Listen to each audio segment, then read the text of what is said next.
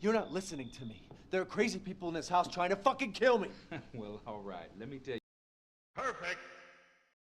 In this episode of Black Heroes and Gaming Series, we look at David Anderson, a deputy sheriff in the state of Louisiana. He was attached to the Dulvey Parish Sheriff's Office. Hey, you! Be sure to hit that like button and share the link to individuals to help the channel grow. In 2017, Anderson was ordered to patrol the area around the bayou following a series of disappearances. Reaching the Dulvey haunted house, he met Ethan Winters, who warned him to leave the area at once. Not understanding the nature of his warning, Anderson insisted Ethan calm down and explain the situation, skeptical of his story of a group of serial killers in the house. The deputy told Ethan to meet him in the garage, and Ethan agreed before demanding that Anderson give him his handgun so that he could defend himself. Anderson refused to surrender his sidearm, and instead passed Ethan a pocket knife through the window. Upon meeting up with Ethan in the garage, Anderson dismissed Ethan's attempt to convince him to immediately flee the house together and instead began questioning him. Anderson demanded to know why Ethan was in the house in the dead of night, still not convinced of any danger.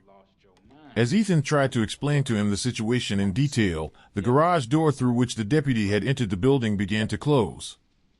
Anderson panicked, placing his hand near his gun and ordering Ethan to open the door, believing it to be a trap he set up.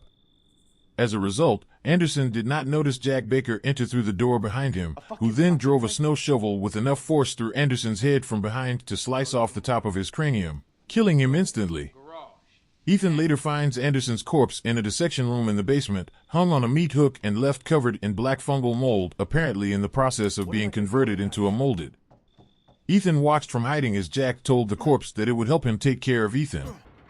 A few hours later, Lucas Baker completely removed the remains of Anderson's head and placed it inside the refrigerator in the trailer outside the house as a message to Ethan. By this time, the head appears to have mold growing on it, with sharp teeth similar to that of a molded coming out the top.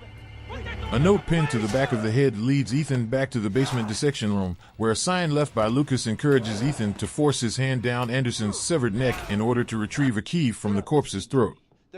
Anderson's death was subsequently covered up by the sheriff's office and the BSAA as resulting from exposure to a toxic hydrogen sulfide gas leak in the area, together with the other victims of the Baker House incident.